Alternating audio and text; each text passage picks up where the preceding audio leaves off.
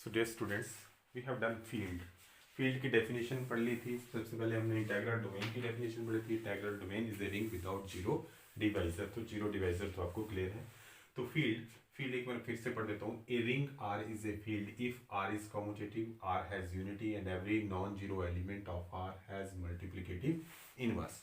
Means ये जो ring are है ये विद रिस्पेक्ट टू एडिशन तो आपका अविलियन ग्रुप बनाती हुई है, अविलियन ग्रुप बन जाता है। तो ये जो रिंग आर है अगर वो फील्ड है तो विद रिस्पेक्ट टू मल्टीप्लिकेशन भी ये ग्रुप बन जाएगा। ठीक है, क्योंकि unity means multiplicative identity, commutative means a b is equal to b a. और अगर non zero element has multiplicative inverse तो आर नहीं, नॉट जीरो, लेकिन इसमें से हम क्या घटा देंगे, नॉट आर, जीरो माइनस कर देंगे। ठीक है, आर से अगर हमने आर माइनस जीरो हटा दिया तो जो बाकी एलिमेंट बचेंगे वो क्या बना देंगे, ग्रुप बना देंगे विद रिस्पेक्ट टू मल्टीप्लिकेशन। तो जो रिंग फील्ड होगी वो विद रिस्पेक्ट टू एडिशन भी ग्रुप बनेगी अविलियन, और with respect to multiplication non zero elements form a group. तो this is what are the examples? Examples are real numbers with respect to addition, multiplication, rational addition with respect to complex numbers. These are the example of a field. और इसमें element infinite है तो this is a infinite fields. Then finite field में हमारे पास आ जाएगा Z5 + 5 and modulo 6, modulo 6 के वो modulo भी 5 है, तो this is a field. In fact जब भी p प्राइम नंबर होगा तो ZP क्या बनाएगी, फील्ड बनाएगी। Z5 फील्ड बनाएगी लेकिन Z6 फील्ड नहीं बनाएगी, because 6 is not a prime number. तो Z5 + 5 आपने इसको चेक करके देख लेना, Z5 + 5 + 6 से ये सारी प्रॉपर्टीज को सेटिस्फाई करेगी, तो हम कहेंगे इसको कि दिस इज ए फील्ड। तो अब हम एक थ्योरम करते हैं इसके ऊपर, मेन थ्योरम इसकी है। So let's come to that theorem. So theorem है हमारे पास, every field is an integral domain. जो भी फील्ड होगी उसको इंटीग्रल डोमेन होना ही पड़ेगा। डेफिनेशन हमें फील्ड की पता है, तो let F be a field. Proof में let F be a field लिख लेते हैं कि एफ कैसा है। Therefore F is a commutative ring, commutative ring. ठीक है, इतना लिखते हैं, बाकी हमें दिमाग में है कि f is a commutative ring with unity and its non-zero elements has multiplicative inverse। ये फील्ड है, f is commutative ring। मैंने सिर्फ commutative इसलिए लिखा क्योंकि इंटीग्रल डोमेन बनाने के लिए मुझे क्या चाहिए था, commutative ring, rotative ring, और दूसरा क्या चाहिए, without zero divisors, without zero divisors. तो commutative ring तो मिल गई मुझे, f is a commutative ring. अब मैंने ये शो करना है कि this f is without zero divisors. तो एक बार ये बिना जीरो डिवाइजर्स के हो जाती है तो मैं कह दूंगा कि f is an integral domain. तो विदाउट जीरो डिवाइजर्स के लिए हमारे पास क्या है, अगर a b is equal to zero है, this implies either a zero और b जीरो, तो हम कह देते हैं कि this is a ring without zero divisor. तो let us consider a, b belongs to f, a b belongs to f। Consider their product a b is equal to 0. Now if suppose a is not equal to 0, अगर a 0 नहीं है, अब field की property, if a is not equal to 0 then a inverse exists, then a inverse belongs to f, उसका inverse exist करेगा because f is a field। अब हम इस इक्वेशन में हम लिख सकते हैं a inverse a b is equal to a 0। इस इक्वेशन में हमने ए इनवर्स से प्री मल्टीप्लाई कर दिया दोनों तरफ इस इक्वेशन में, यहाँ भी ए इनवर्स और यहाँ भी A inverse. Now what is A inverse, A inverse is equal to 1, क्योंकि इसमें 1 से डिनोट करते हैं, to B, and A inverse is equal to 0, therefore B is equal to 0। ठीक है, तो अगर ए नॉट इक्वल टू 0 है तो मुझे मेरे पास क्या आ जाएगा, b is equal to 0। Similarly if same condition, अब similarly if b is not equal to 0 then, क्योंकि ये फील्ड है और b किसका एलिमेंट है, फील्ड का, और b नॉन जीरो है तो b इनवर्स एग्जिस्ट करेगा फील्ड में। अब फिर इसी इक्वेशन में हमने बाद में मल्टीप्लाई कर दिया, b inverse is equal to 0 into b V inverse. This V inverse is again, this is 1 and this is 0, so this is A is equal to 0. So thus we have proved, hence AB is equal to 0 implies either A is equal to 0 or B is equal to 0. दोनों में से कोई ना कोई एक 0 होना ही पड़ेगा. This implies that F is integral domain. तो हम क्या लेके चले थे? every field is an integral domain. तो एक ही चीज हमने दो बार रिपीट कर दी. तो ये मतलब बेसिक लेवल पे तो ये थ्योरम पूछी जाती है. एमएससी के लिए तो आपने सिर्फ अंडरस्टैंडिंग लेवल तक पहुंचना है कि कैसे हम इसको कर रहे हैं. अब इसका कन्वर्स देखते हैं. Converse of this theorem. So लिखिए converse, note converse of this theorem is not true. Converse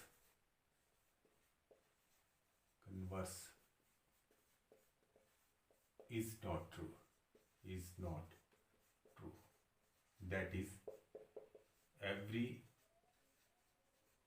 integral domain need not to be a field. Need not a field. So they need not a field. Every integral domain need not a field. सभी integral domain field नहीं होते. For example आपके पास एक well known integral domain है Z with respect to addition with respect to multiplication. इस integral domain कोई भी दो इंटीजर को मल्टीप्लाई करोगे और जीरो आता है तो it means either one A is zero और बी इज जीरो. इंटीजर की तो ये प्रॉपर्टी है इस integral domain. But inverse of each element does not exist. For example 2 का इनवर्स क्या होना चाहिए? 1/2 which is equal to 1, but 1/2 does not belongs to z. Similarly 3 का इनवर्स नहीं निकलेगा. सिर्फ दो ही एलिमेंट का इनवर्स एग्जिस्ट करता है, 1 और -1 का. बाकी किसी का इनवर्स एग्जिस्ट नहीं करता. दैट इज 2 एक नॉन जीरो एलिमेंट है लेकिन इसका इनवर्स एग्जिस्ट करता है. That is every non zero element has not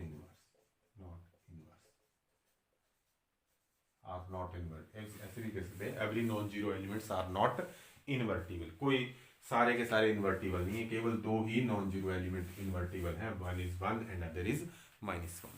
तो इनको हम यूनिट्स कहते हैं. These are the units. किसी भी रिंग के अगर यूनिट को आप इकट्ठा कर लो तो वो multiplication with respect to multiplication group बनाते हैं. आप कोई रिंग मिले ना उसके यूनिट्स इकट्ठा कर लो और उन यूनिट्स को रख लो तो वो आपको एक ग्रुप बना देंगे विद रिस्पेक्ट टू मल्टीप्लिकेशन. जो हम UN ग्रुप पढ़ते हैं ना वो इनफैक्ट यही है. So we have a theorem.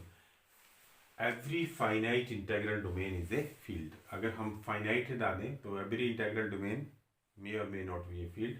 लेकिन अगर लगा दें finite integral domain, then finite integral domain is a field. Or a commutative ring without zero divisor is a field. A commutative ring without zero divisor, यही तो definition किसकी? Integral domain की. तो अगर ऐसा लिखा हो या फिर ऐसा लिखा हो तो एक ही बात है. तो हमें एक फाइनाइट इंटेग्रल डोमेन लेके चलना है. उसको एंड में क्या प्रूव कर देना? फील्ड. तो let D be a finite integral domain. ठीक है. तो हमें इसकी एक डेफिनेशन पता है कि ये कॉम्यूटेटिव होगी and it is without zero divisor. जब भी डी है तो ये हमने सोच लिया कि it is commutative, it is without zero divisor. ये कहीं ना कहीं यूज होगा ही होगा. सो अगर फाइनाइट है तो इसमें कुछ एलिमेंट होंगे. तो let us suppose D has elements A1 A2 A3 so on AN है ना, has n D is equal to this one. तो D has n distinct elements. ठीक है. D has n distinct element. That is ये AI is not equal to AJ. ये जो AI AJ हैं, I और J कहाँ से वेरी कर रहे हैं? 1 से लेके n तक. ये दोनों इक्वल नहीं है, डिस्टिंक्ट है. ये these AIs are distinct. D has n distinct elements. इनमें कोई जीरो भी होगा क्योंकि रिंग है तो रिंग में जीरो तो होगा ही होगा. इनमें कोई एक जीरो भी होगा, उससे हमें कोई मतलब नहीं है. तो अब हम इसमें से एक एलिमेंट लिख लेते हैं, let us suppose that A belongs to D, और ये A क्या है, non zero element. Consider a non zero element of D। अब हम इसके प्रोडक्ट लेते हैं, A का प्रोडक्ट लेते हैं, AA1 AA2 AA3 AAN, ठीक है। तो ये AA1 AA2 AAN ये सारे के सारे किसको बिलोंग कर जाएंगे, D को, है ना। और एलिमेंट्स ऑफ D, क्योंकि क्लोज्ड होगा with respect to multiplication, D का एलिमेंट D के साथ मल्टीप्लाई होगा तो ये क्लोज्ड है, तो D AA1 AA2 AA3 AAN किसके एलिमेंट बन गए, D के। आप इसको ये भी लिख सकते हैं AAI बिलोंग्स टू D, और I कहाँ से वेरी कर रहा है, I varies from 1 to n। अब मैंने ये शो करना है कि these are distinct, AA1 AA2 AA3 AAN are distinct. अब डिस्टिंक्ट शो करने के लिए मैं पहले ये देख के चलता हूँ कि कोई इनमें से दो बराबर लेके चलता हूँ। तो I want to show that these are distinct elements. ये जो दूसरी सेट है ना, कई बार इसको सेट फॉर्म में भी लिख देते हैं कि एक सेट डी ये है और एक दूसरी बना दी, ठीक है। These are also the elements of D. अब डिस्टिंक्ट शो करने के लिए मैंने लिखा if AAI is equal to AAJ। मैंने इसको क्या शो करना है कि ये डिस्टिंक्ट है, तो पहले मैं लेके चलता हूँ कि it possible these are not distinct, इनमें से कोई दो बराबर है, तो मैं इसको यहाँ ले आया AAI minus AAJ is equal to 0 हो सकता है। अब डिस्ट्रीब्यूटिव से AI minus AJ is equal to 0। अब this is an element of integral domain, this is an element of integral domain and their product is equal to 0, it means one of them is 0। लेकिन हमने a को क्या माना हुआ, a is not equal to 0, तो as a is not equal to 0, therefore कौन 0 होगा, ai minus aj is equal to 0, therefore ai is equal to aj। ये कौन सी प्रॉपर्टी लगा दी हमने, इंटेग्रल डोमेन की। This is the property of integral domain, either a is equal to 0 or b is equal to 0, but a is not equal to 0, therefore b is equal to 0। लेकिन हमने d के element क्या लिए हुए हैं, distinct. अगर ये दोनों बराबर होते हैं तो इट मींस ये दो, इनमें से भी कोई दो बराबर होंगे, तो विच इज ए कंट्राडिक्शन, तो विच इज ए कंट्राडिक्शन। तो कंट्राडिक्शन हमारे पास किसमें आई कि AAI is equal to AAJ, contradiction आ रही है। therefore दिस इंप्लाइज दैट, इससे हमें क्या मिला, हमें ये मिल गया कि AAI is not equal to AAJ, ठीक। अब D में भी डिस्टिंक्ट एलिमेंट है और AAN वो भी कितने हैं, डिस्टिंक्ट एलिमेंट्स, तो it means every element of D can be written as this one. इस तरह से लिखा जा सकता है AAI की फॉर्म में।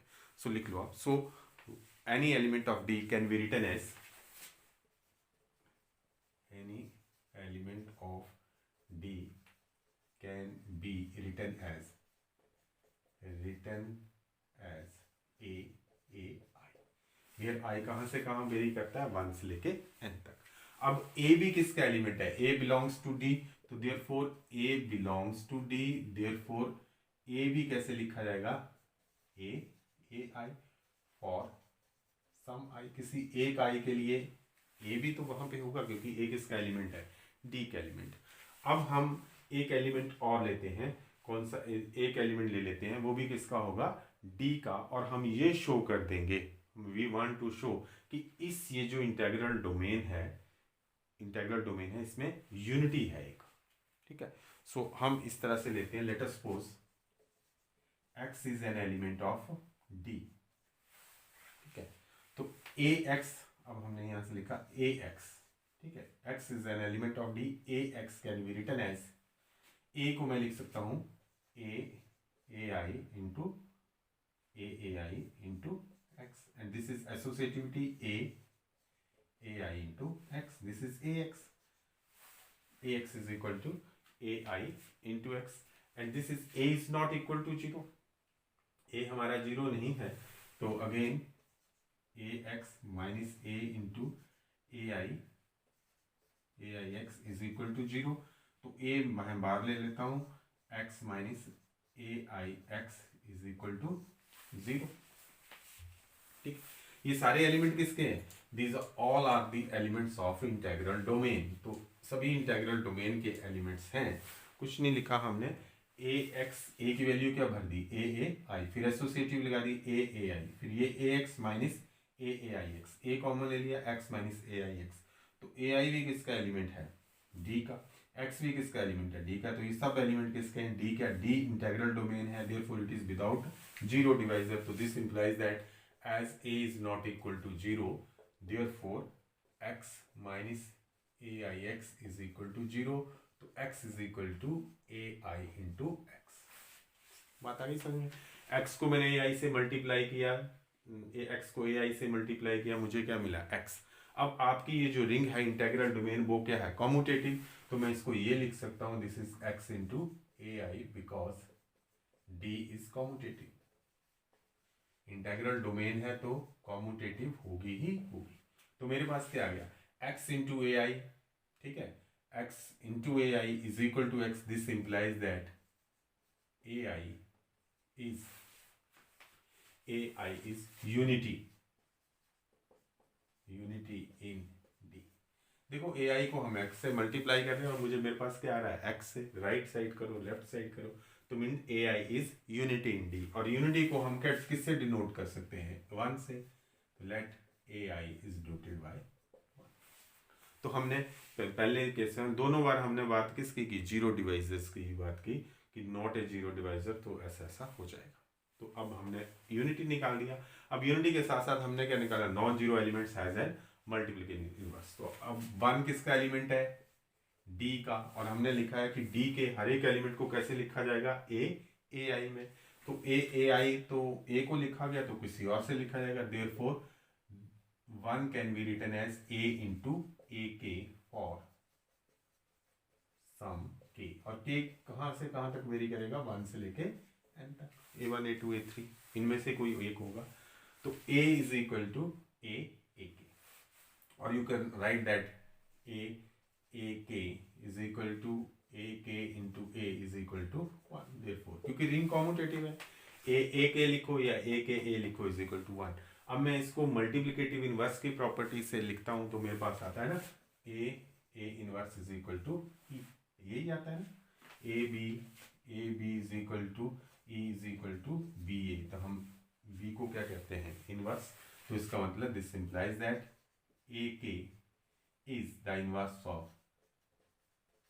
A। तो A के किसका इनवर्स मिल गया? K is inverse of A, hence A arbitrary था हमारे पास, A तो कोई भी हो सकता है, hence लेकिन वो कैसा होना चाहिए? Non zero. hence every non zero element of D has multiplicative inverse।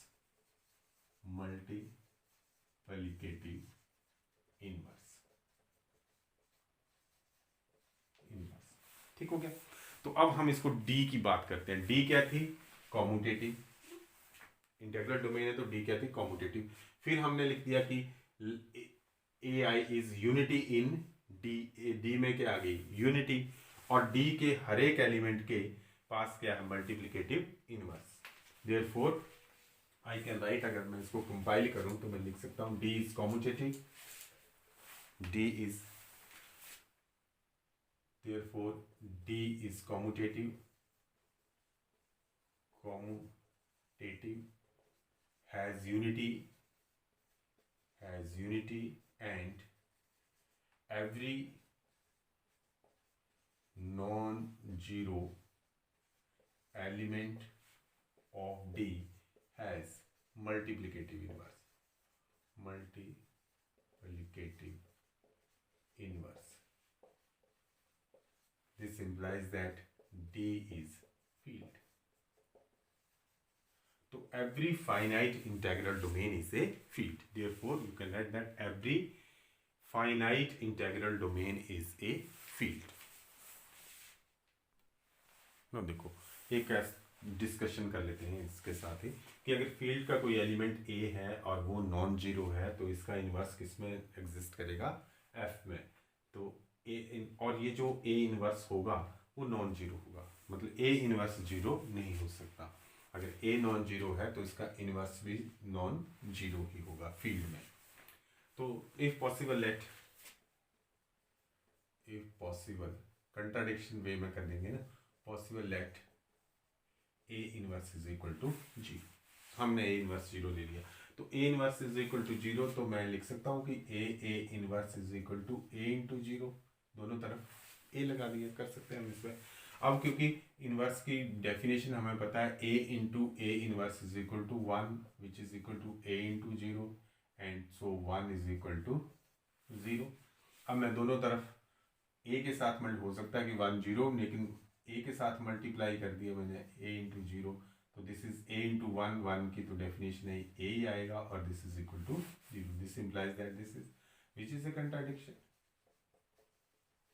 क्या कंट्राडिक्शन होगी कि हमने ए तो क्या लिया है नॉन जीरो, तो यहाँ से क्या आ गया, अगर ए इनवर्स आप जीरो लेंगे तो ए भी क्या हो जाएगा zero, therefore A inverse is non zero. तो ए इनवर्स हमारे पास क्या आ गया नॉन जीरो। अगर ए इनवर्स नॉन जीरो है और ए इनवर्स को ए इनवर्स को मैं मल्टीप्लाई करता हूँ आपस में ए इनवर्स को, तो वो क्या आ जाएगा वन आएगा। मुझे पता है कि this is equal to one, ये तो डेफिनेशन कहती है कि ए inverse is equal to one, लेकिन ए इनवर्स क्या जीरो आ सकता है इसमें, ए इनवर्स देखो ए भी नॉन जीरो है और ए इनवर्स भी नॉन जीरो, और हमने ये कहा कि every field has integral domain, तो कोई भी नॉन जीरो एलिमेंट का प्रोडक्ट जो है वो जीरो नहीं हो सकता। ठीक है, तो अगर हमारे पास फील्ड है तो हमारे पास ये जो वन होगा और ये जीरो होंगे, ये दोनों क्या होंगे डिफरेंट, और फील्ड में कम से कम ये दो एलिमेंट जरूर होने चाहिए, जीरो एंड वन।